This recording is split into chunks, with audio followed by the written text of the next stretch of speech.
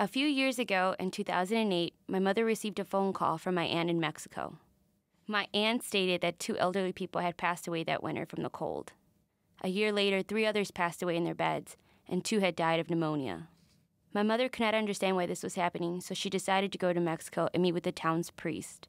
Los han olvidado. They have forgotten them, said the priest. The elderly had been forgotten.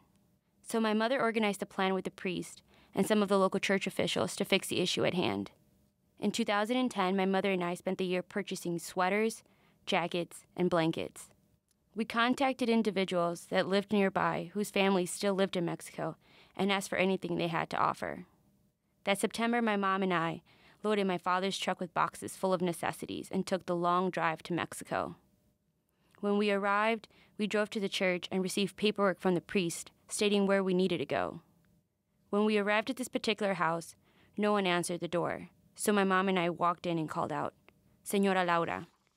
Señora Laura had 5 boys. Her husband had passed away some time ago, and all of her sons had moved to Texas. She was completely alone. We thought the worst until we heard a faint voice calling, Sí, estoy en mi cama. We walked into her bedroom, and there she was lying in bed, wearing a long black skirt, black tights, and a sweater. She had wrapped herself in sheets trying to keep warm. It was 30 degrees outside.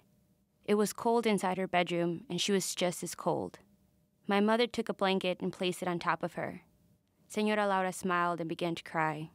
She said, Gracias Dios por no haberme olvidado. Thank you, God, for not forgetting me.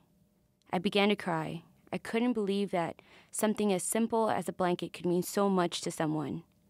I realized that nothing I had done before that day seemed important. My mother had shown me something that I had never seen before.